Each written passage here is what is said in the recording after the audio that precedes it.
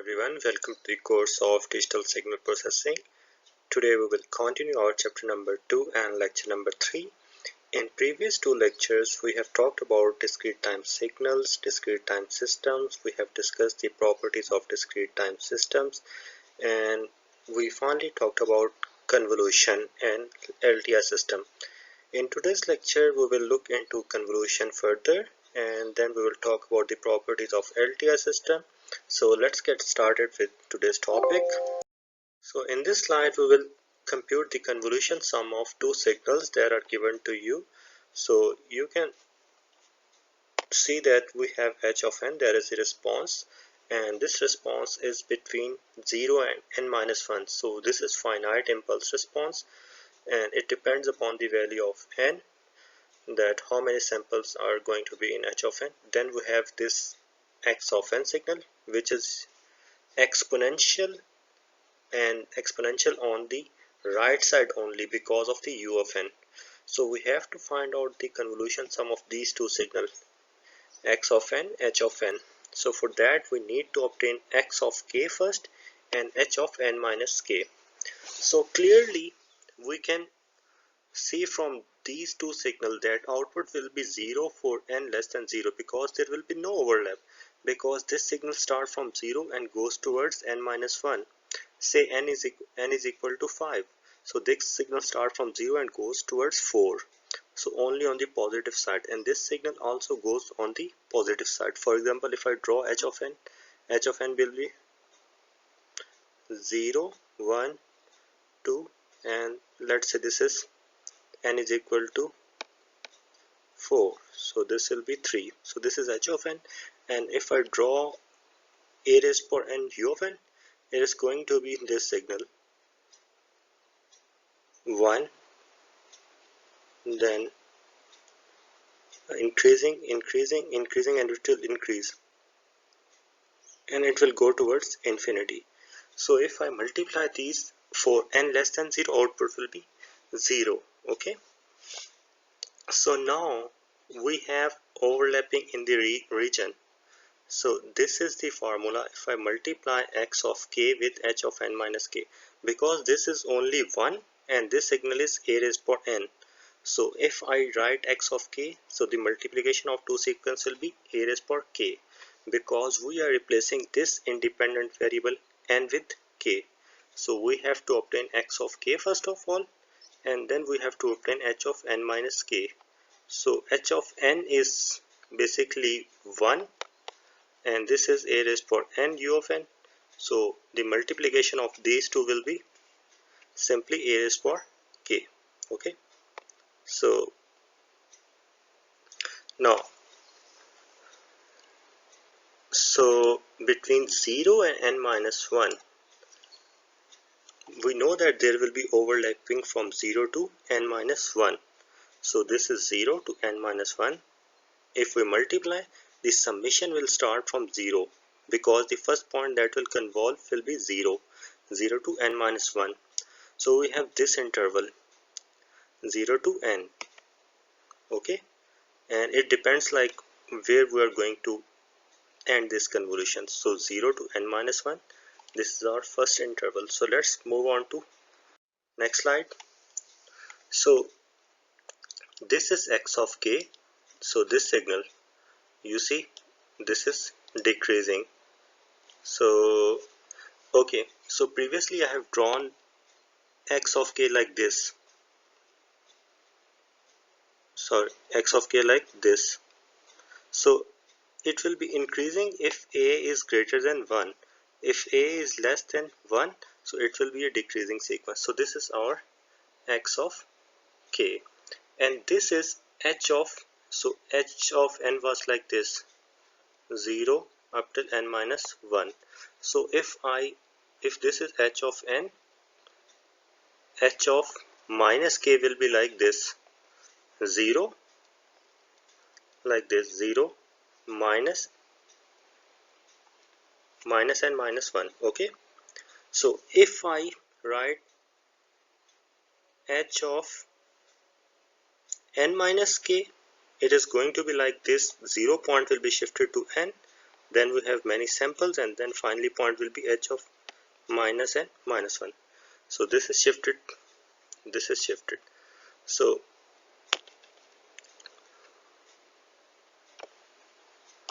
now if I convolve these, you can see that we are not going to move x of k, we are going to shift and slide this h of n minus k. And what values we can change? We can change n.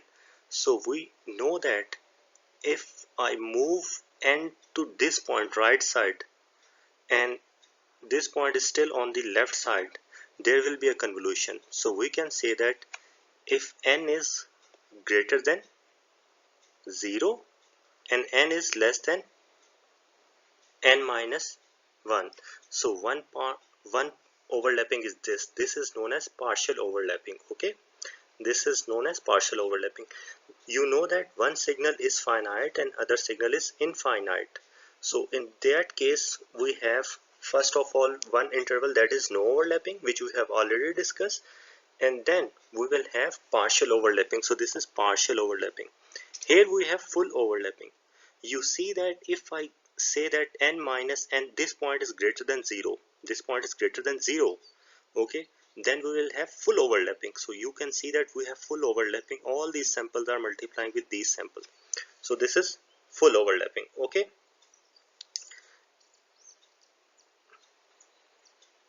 So here in this particular example, we will have only two intervals, that is either no overlapping, partial overlapping, and full. So this is partial, this is full, and this is the output of combining this partial and this full. So let's move on to next slide and see the equations.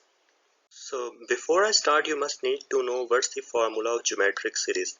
So if this is exponential sequence and alpha here is less than 1, and we want to add from n1 to n2, then this formula is of geometric series sum. So argument, that is alpha, first term, when you start summation, first term is n1, and n1 can be any number that is less than n2, minus alpha last term, that is alpha is for n2 plus 1, divided by 1 minus ratio, that is second term divided by first term, so the ratio will be alpha. So our first interval, so if we apply the formula of this geometric series to equation 2.55, we know that our first interval was that k starts from 0 and goes toward n. So that was our first convolution interval. Like obviously one signal is starting from 0. It is like 0 before 0. There are no samples at -1, -2. So obviously the convolution will start from 0 and goes towards n. And if this is the first convolution interval, and that is of partial convolution, which I have already told you in previous slide. So the formula of this geometric series will be first term, that will be a raised power 0, minus last term, that is a raised power n plus 1, and ratio will be 1 minus a. So this will become 1 minus a raised power n plus 1 divided by 1 minus a. So this is the same thing, and the limit of n is greater than 0. So n is greater than 0.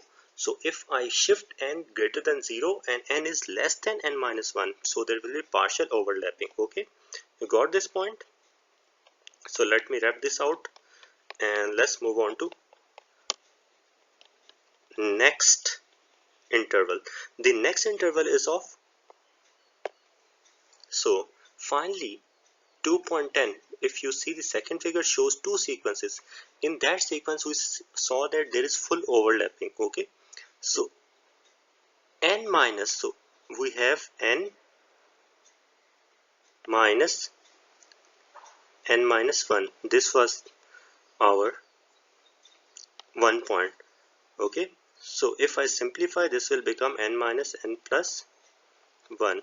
So when 0 is less than this, okay, when 0 is less than this, or we can say that n minus 1 is less than n. So in that particular case, obviously we have to define limits for k. So this is the point when this n minus 1 becomes greater than 0. Okay, we have seen that this point was n, this point was n, and this point was n minus 1. So when this point becomes greater than 0, it means that we will have full overlapping. So in that particular case, if we multiply these two signals, we will have a raised power k, the same thing, but the limits get changed here. Now k should be greater than n, k should be less than n, and k should be greater than this thing. So the limit will become k is equal to n minus 1 starting from this point. So from this point the convolution will start and the convolution will go towards n. Okay, so this is full overlapping, and n can be any number. Okay, so if I expand this, so this is again finite sum starting from some specific values, So first term a raised power n minus n plus 1 minus a raised power last term n plus 1 divided by 1 minus a. So if you simplify this, you know that we can take this term common and this will be n. So one output is this, the second output is this. This is for full overlapping, this is for partial overlapping, and before that we have no overlapping. So are the three intervals. For n less than 0, the output is 0. Okay. For n between 0 and n minus 1, we have this.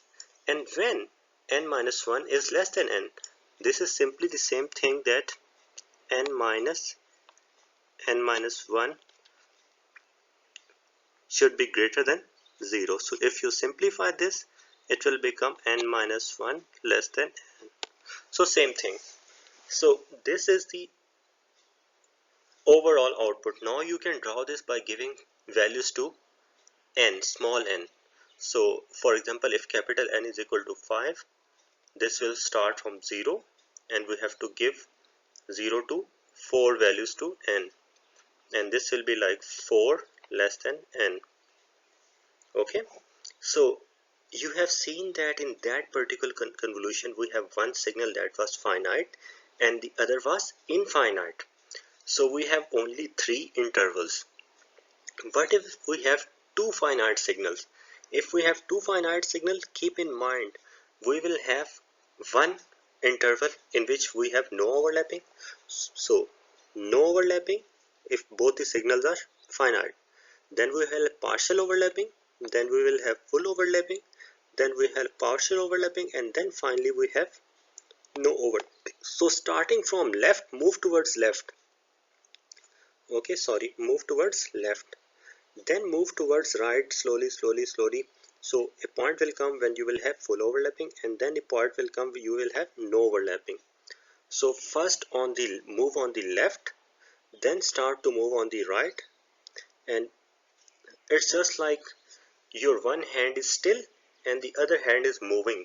So when your one hand become on top of the second hand, it means that we have full overlapping, and when the second hand is cutting partially the first hand, it means we have partial overlapping.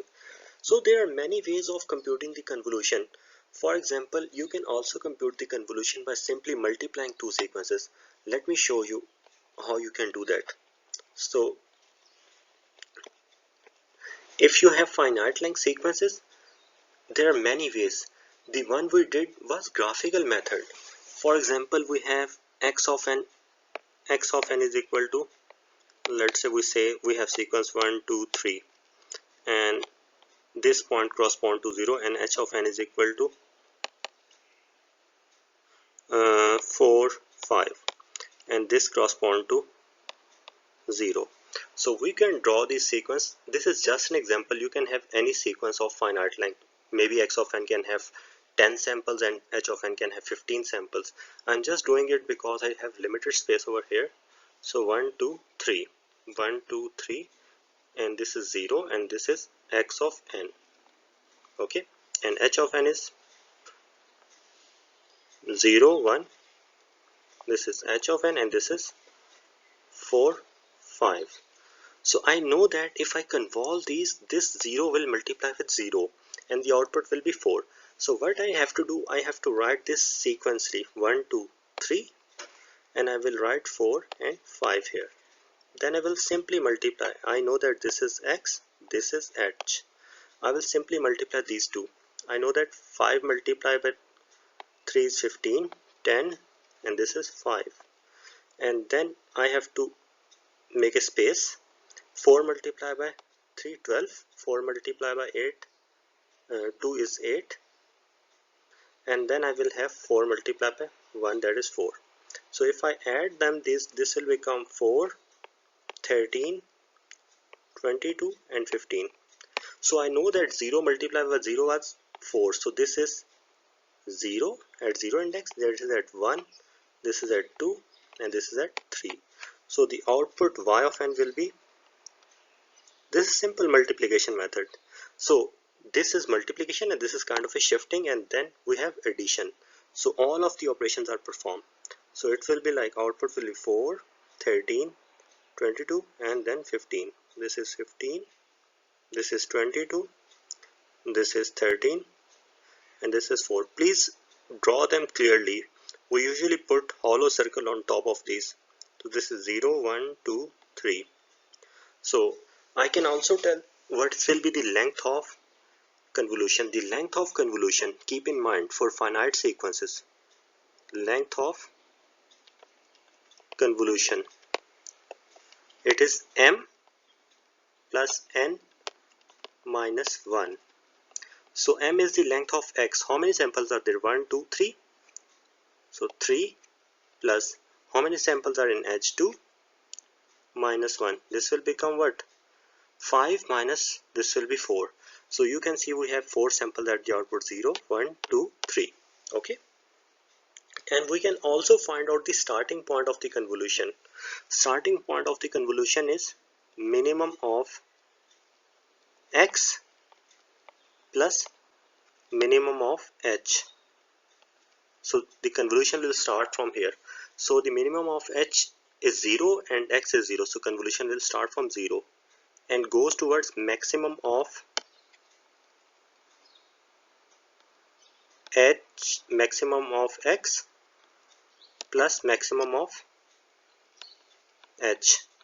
So if I add these, this was maximum was, so this was like 1, 2, so 2 plus 1, 3. So it will goes towards 3. So the starting point was 0 and the ending point was 3. So I told you in this slide that we can find out the overall length of convolution, that is total sample in x plus total sample in response, that is h, is equal to length of convolution, and you have to subtract 1. So m plus n minus 1, and if you add minimums you will get the starting point, that is 0 of the convolution, and if you add the end we will have the ending point. I know that it's not easy to explain the convolution here on this slide, but I hope that you will get maximum out of what I've told you. Okay, so let's move on to next slide and see what we have out there. So in this slide we will discuss the properties of linear time invariant system. We know that for linear time invariant system we have convolution sum for discrete signals. Okay, so here we are going to discuss the properties of convolution. So the properties of convolution or properties of LTI system are same. So first property is this property, which is known as commutative property. So it doesn't matter if you convolve x of n with h of n or you convolve h of n with x of n. So here you have to flip and shift this signal. Here you have to shift and flip this signal. So it doesn't matter, the output will remain same. So this is commutative property, that you can switch the positions of these two. So here is the proof of shifting all these. So for example, we have shift and flip in x. So here we have x minus m, n minus m, and then we have h of n, and we have shown that this is equal to this thing. So how? If I take like so this can be shown by applying a substitution of variables to equation 2.52 specifically with m is equal to n minus k. So we know that our typical formula of convolution, I can write here, I have very limited space. So x of k h of n minus k. Okay, and k is equal to minus infinity to infinity. So it says that if I take n minus k is equal to m, it means that n minus k is equal to m. If I take this thing, n minus k is equal to m, so this will become h of m, and this will become x of n minus m. So this thing. So from here I got this thing. This is equivalent to writing this thing. Okay, it means that if I simply write x h of m and we have x of n minus m, these are both same things. Okay, so we just did some substitution. So in original formula, if you put n minus k, you will get this thing. Okay, so we it proves that both are equal. It means that we have to shift and flip x. We have to shift and flip x. We have to keep response steady.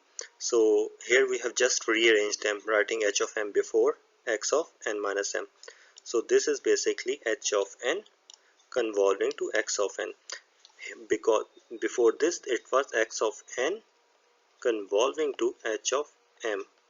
So after convolution sign, whatever signal is there, we will shift and flip that signal. So before we were shifting and flipping h, now we are shifting and flipping x. So this is first property, that is commutative property.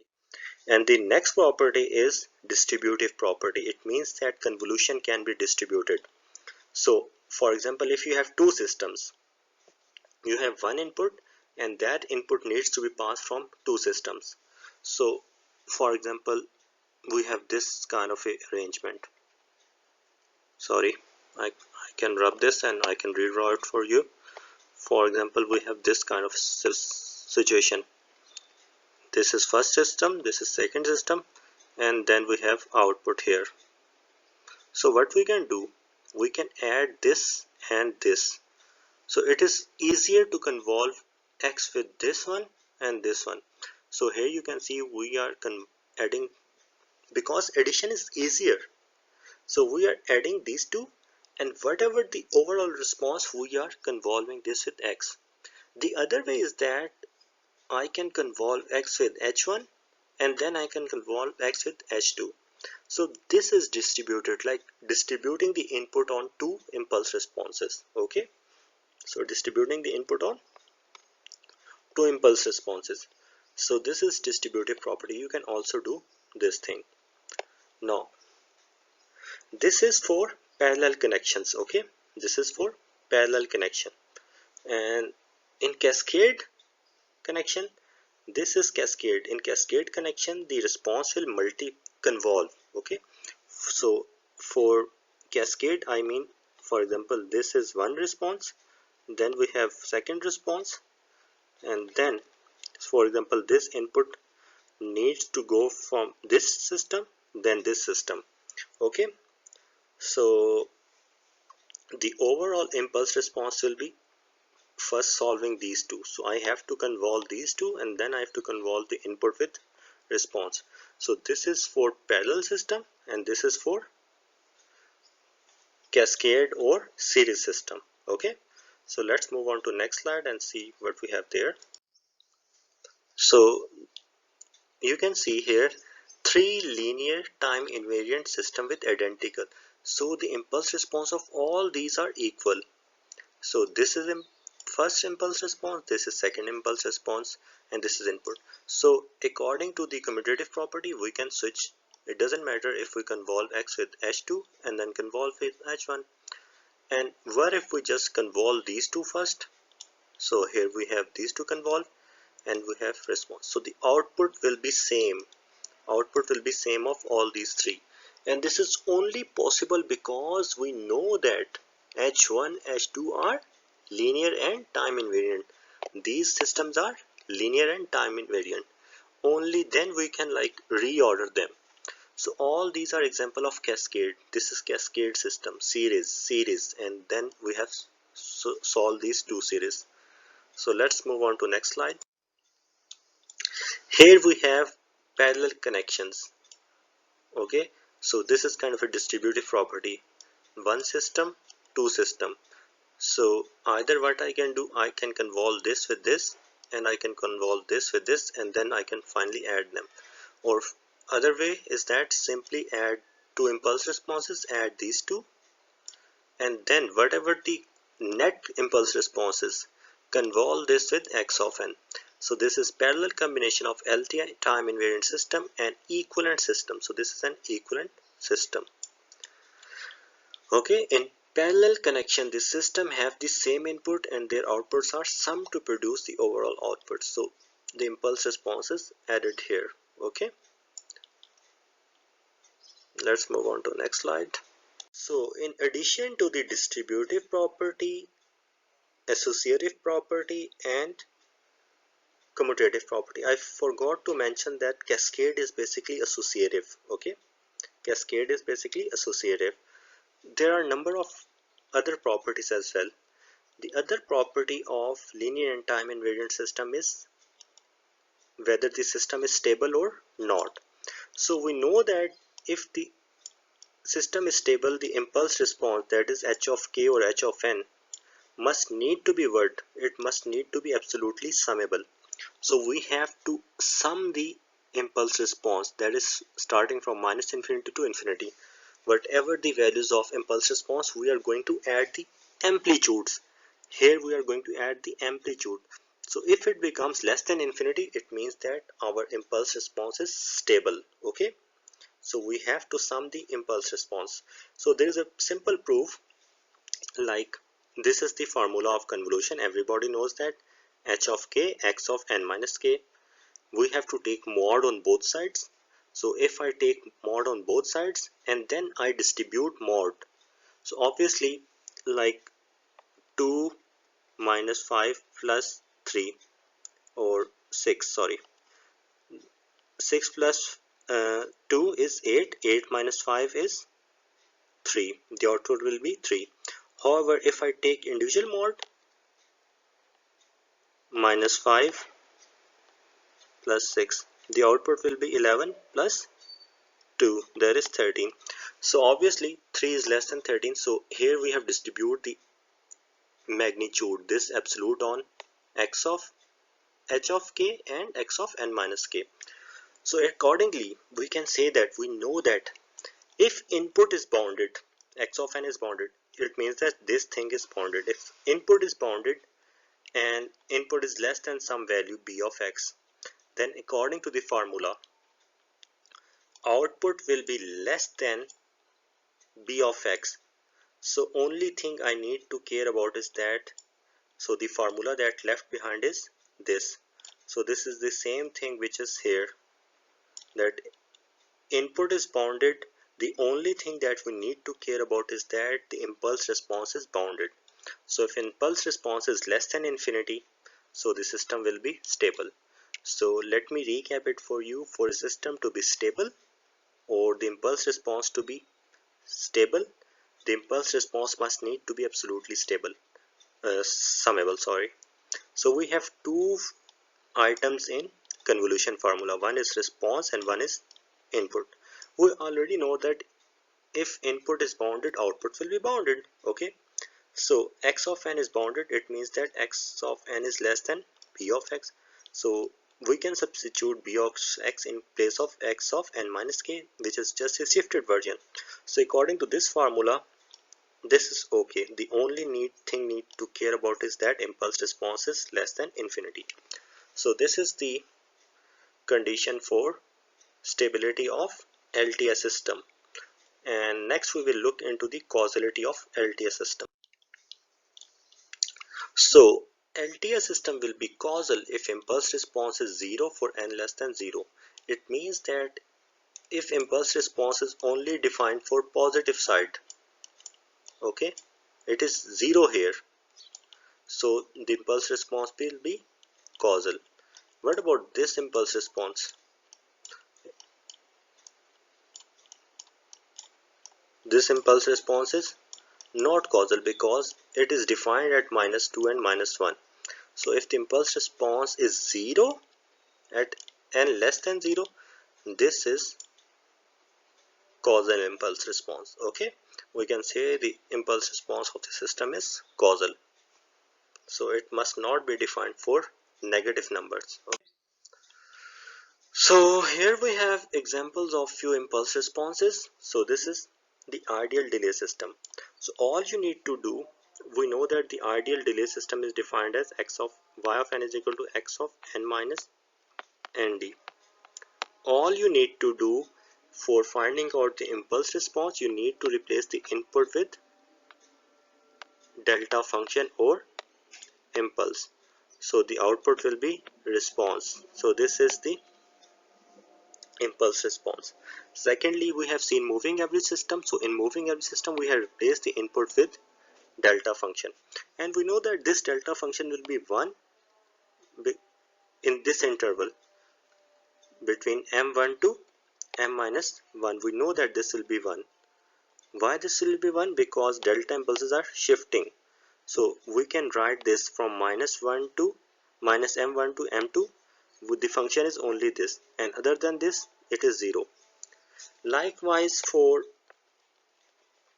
accumulator system, we know this is our accumulator system. Y of n is equal to summation x of k. K starts from minus infinity and goes towards n. So here we have to replace this x of k with delta of k, and if we add them, what will happen? If, for example, if I add them, so if this is the input to the accumulator system, so the output of accumulator system be 1 1 1 1, because it's going to add previous, so there is only 1, so the output will be this. So we can say that the output will be 1 for n greater than 0. Okay, so I can simply show it to you. Delta of k is equal to minus infinity to n. So you know that delta impulse will give you 0. Delta impulse will give you 0 as long as k is negative. If k is minus 1, it will be 0. K is minus 2, it will be 0. It will first produce its output at k is equal to 0. So at 0, this will become 1. Then at when we go to when n become 1, so we will have delta of 0, delta of 1. So obviously this is 0, but we have already 1 here. Then we go to 2, we will have delta of 2, delta of 0 1 2. So this is 1, so this will always remain 1, so we'll have 1 on the positive side. So this will become u of n. So we know that if I give impulse to accumulator system, its response will be unit step. Response will be unit step. And this is what? This is already told you, this is forward difference system. Forward difference system is advanced sample minus current sample. This is system y of n. So if you replace this with delta and with this delta, we will have this. And you can also draw this. How you can draw this? If I need to draw this impulse response, this is 1 at minus 1, and then at 0 this is minus 1. So this is delta of n plus 1, and this is delta of n. Okay, so let's move on to the slide. This is, again, you can see here, this is our backward system. So current minus previous. You can also draw this. And here we are talking about the stability of the impulse response. So if I talk about the stability of accumulator system, we know that the impulse response of accumulator system is u of n. So if I simply sum them, the accumulator system, however, is unstable. Okay, because I cannot add unit step. Okay, so here I want to tell you about two things. One is FIR and the other one is infinite impulse response. If there are finite samples in the impulse response, it will be known as finite impulse response system. If we have infinite samples, it will be known as infinite impulse response system. For example, this.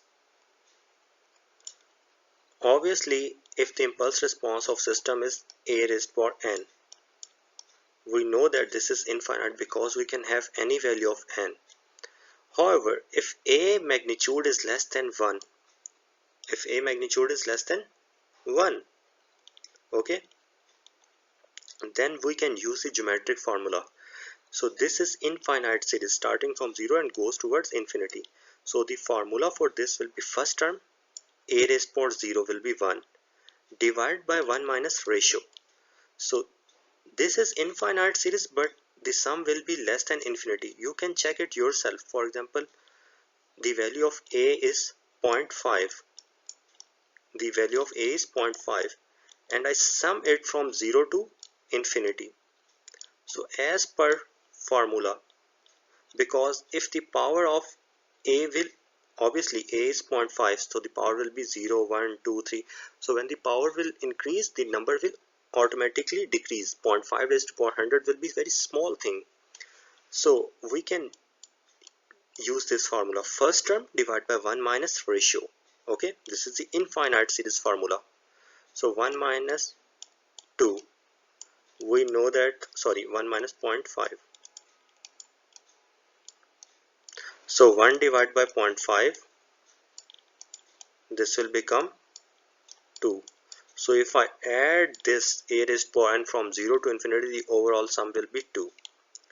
So here you are told about finite impulse response and infinite impulse response. So here you can see the impulse response. This impulse response, if you draw this is infinite.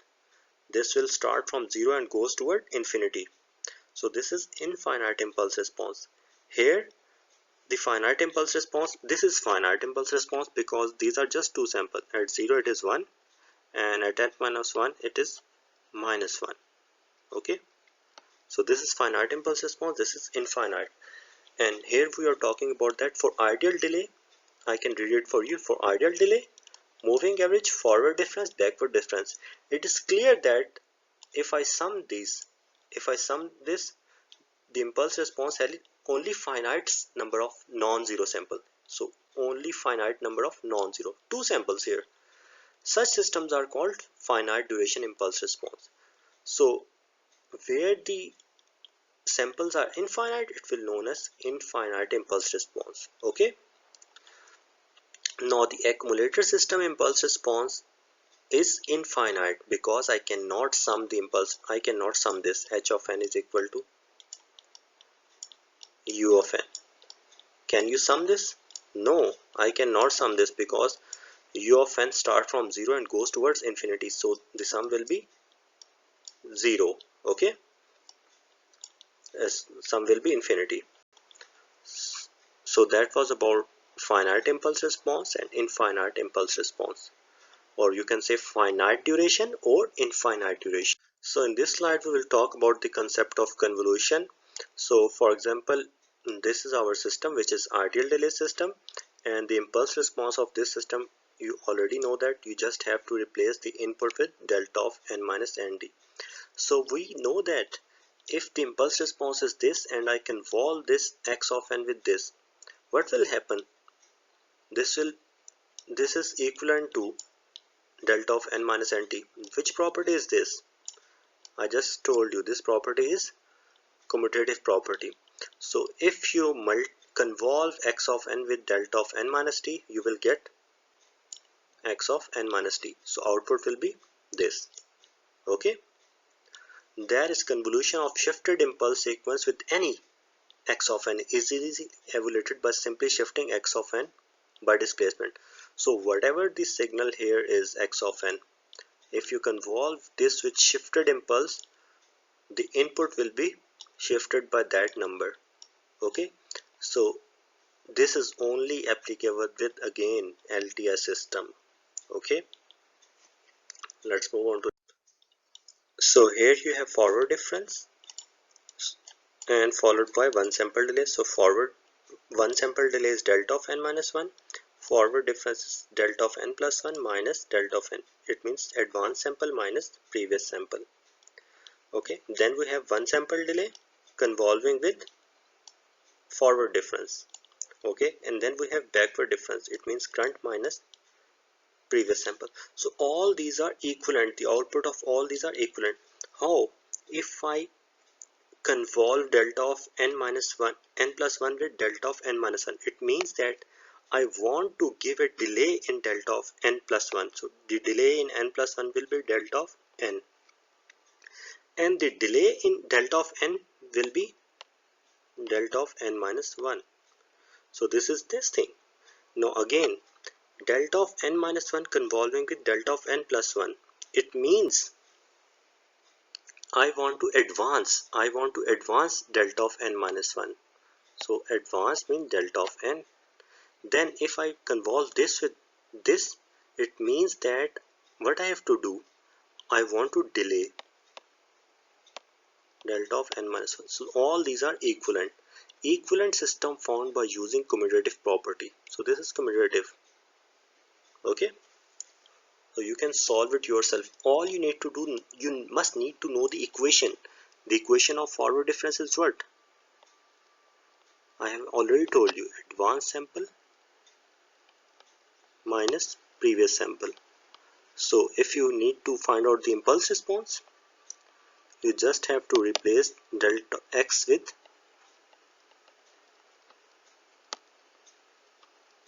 so this is the impulse response of forward difference. Okay, let's move on to next slide. So here we have another cascaded system. This is accumulator system, and we know the impulse response of accumulator system is unit step. Now we have backward system. We know the impulse response of backward system. So if I convolve u of n with simple impulse, if we have one impulse and I convolve this with unit step, what will you get? It means that this impulse will multiply with this one, then we shift this, multiply with this one, so it will become u of n. Okay, and what if I convolve u of n with delta of n minus 1? It means that this signal, according to the property, this signal will become delay. So we are subtracting u of n with u of n minus 1. It means that we have this thing. This is u of n starting from 0 and goes toward infinity. And we are subtracting it from what? We are subtracting it for one shifted. So what will happen? This will cancel with this one. Only 0 sample will be left, which is delta of n. So this type of system is known as identity system. So it means that if accumulator, what does accumulator do? It adds previous and current values, whereas the backward difference, it subtracts. So ultimately both the systems are, what they are doing, they are cancelling the effect of each other. So the overall response is delta of n. It means that whatever at the input will be the output. So these two systems are actually cancelling out each other. So that's why whatever as the input will become at the output. So we know that if this is h of n, this is the opposite. This is inverse. Or if this is inverse, this is h of n. So if opposite impulse responses are convolved, the output will be delta of n. So if you convolve x of n with delta of n, what will be the output? According to the formula, the output will be x of n. So an accumulator in cascade with backward difference, since the backward difference is the inverse of the accumulator, the cascade combination is equivalent to identity system. This is identity system. Okay, input pass through system, output, and then this output pass through the system, it will again become input. Okay, so we will have identity system here. Let's move on to next slide. So here we will talk about another important class of LTI system. This is another important class of LTI system, and this is very important to analyze, understand, because when we are going to design filters and when we are going to do the Z transform, this equation will be widely used. So all you need to remember is that when there is scaling at the output, there is scaling at the input, or you can say when there is scaling at the input, we have scaling at the output. And please memorize or remember that these are standard coefficients. These are standard coefficients. Like in most of the books, we will use B coefficients for input and A coefficients for output. So if there is scaling at the input, there will be scaling at the output. If there is delay in the input, there will be delay in the output. There is addition at the input, there will be addition at the output. So here the order of the input is M and the order of the output is M. So this equation is very simple. So you must need to understand sum of all the inputs is equal to sum of all the outputs. So there are three things. Let me again recap it for you. Scaling, there is Bm at the input and Ak at the output. X of n minus m at the input delay, and y of n minus k is the delay of output terms. And then the order of the delays, there is at input is m and the output is n. So this is linear constant coefficient difference equation. Why we say this is linear? Constant, these are constant. These are constant coefficients, okay, A, K or Bm. And difference because of the difference of output and input. Let's move on to next slide and further explore this linear constant coefficient difference equation. We also call it LCCDE, linear constant coefficient difference equation. So we can represent many systems with the help of linear constant coefficient difference equation. Here we are talking about the accumulator. So everybody knows that the equation for accumulator is this. So we know that in linear constant coefficient difference equation, we have just output and input terms. Okay, we have the delays of the output and we have delays at the input, and we do have some coefficients. So obviously it is not easy to convert any system into difference equation. Obviously once we have Z transform, we can easily convert it. But for now, just see how we can convert this system.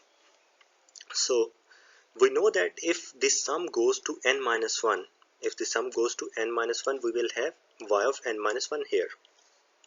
Okay, so one term is this, and the second thing that we can do is, if I separate the last term, if I separate the last term from here, we know that the last term will be x of n. So if I write x of n separately, the sum will goes to n minus 1. So if we know that this and this is equal, so just substitute y of n minus 1 here. So in next slide you can see that the accumulator system in the form of difference equation is what? Current adding with all the previous output. Okay, so this is our difference equation for what? This is our difference equation for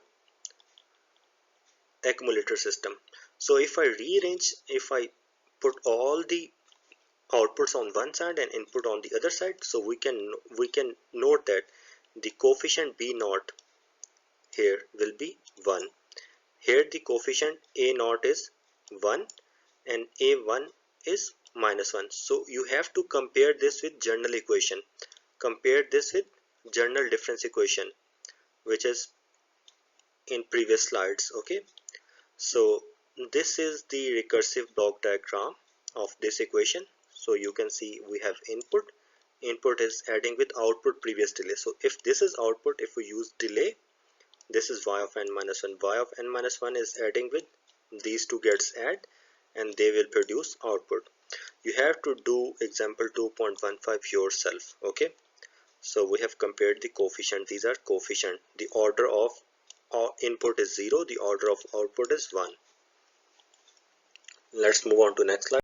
This is the recursive computation of difference equations. So here we have the difference equation satisfied by the input and outputs of a system. So this is a system that is given to us, which is in difference equation form. This is input, that is output, delay, and it is being multiplied with A, and here we have overall output. So what we can do, we can consider the input. This is given to us like the input is k into delta n, where k is an arbitrary number. So it means that we have system here and we have input this and we want to find out the output. So what we can do, obviously we have to specify the values to n. We know that output will be 0. Output y of n will be 0. Oh sorry, just let me clear it for you. Output is equal to 0 for n less than 0. If I put n minus 1, the output will be 0. Okay, because this input will be start only at this input, because you know that delta of n start producing output only at 0. So if I choose n to be less than 0, there will be no output because the input is 0. So we have to start, let me rub it for you and then tell you like so. If we start beginning with this value, the output for n greater than minus 1, so we can find out the value greater than minus 1. This condition is given to us, the starting condition, that y of minus 1 is c. Before that there is nothing. So if I put n is equal to 0, y of 0 is equal to a, and 0 minus 1 will be y of 0 minus 1 will be y of minus 1, and we know that the value of minus 1 is c, so ac plus k. Now for next y of 1, a y of 0 plus x of n. We know that at 1, delta of 1, this is 0, okay, because x of n is equal to what? K delta of n. So if n is 1, so delta of n is 0, so it will be 0. So y of 0 will come from here, so we'll have this equation. So keep on putting. Next time we will put y1 here, so this is recursive. So the overall output will become this thing, comparing this a2, a3, a4. So we can see that the output will be a raised power n plus 1, c is constant, c, then this a n, because for 1 it is 1, for 2 this is 2, so this n and this n, and then finally we have k. So the output for n less greater than or equal to 0 will be this. So this is recursive difference equation computation. Like we are given with difference equation, you are given with input. You have to substitute the input in the difference equation and you have to find out the output. Okay, so let's move on to final slide of today's lecture. Now if you want to determine the output for n less than 0, you can express the difference equation like this. This is the same equation, we just have simplified it. Okay, we just have simplified it. You can either express this like this or you can express it like this. Okay, both are equal. This and this both are equal. So everybody knows the auxiliary equation that y of minus 1 is c. We can compute y of n for n less than minus 1. Okay, so here we can compute for n less than minus 1. Okay, you need to use this equation or this equation. So if I put, we already know what is y of minus 1, so we can start from minus 2. So minus 2, here is power minus 1, y of this, if you put minus 2 here, this will become y minus 1, and this is x of minus 1. So we know that input for minus 1 is 0, so the output will be a inverse c. So a inverse and y of minus 1 is c. So this is 0, this is 0, this is 0. Okay, so again y of minus 2, we have y of minus 2 computed here. So this is a minus 1 and then this minus 1. So this will become this a raised power minus 2 c. So if I look at these terms, so I can generalize it. For minus 2 it is minus 1. Okay, so 1 less. So I can say that for n less than minus 1, if there is n here, it means if we have minus 2 here, this must be minus 2 plus 1. So n plus 1, and then we have c constant here. So in sum, combining, if we combine the overall result will be, this is for positive n, this is for positive n, this is for negative n, and this is overall for all n. Okay, so here we have output defined for n negative and n positive. So this is recursive computation. I mistakenly told you in previous slide that the output will be 0 for n less than 0. I told you because when the input is delta impulse, so delta impulse is only defined for 0. It means that when you compute the output, the input roll will be 0. So x of minus 1 0, x of minus 2 0, x of minus 3, x of minus, and so on, and finally we are generalizing it. So that was it for today. I hope you got it. Thank you very much.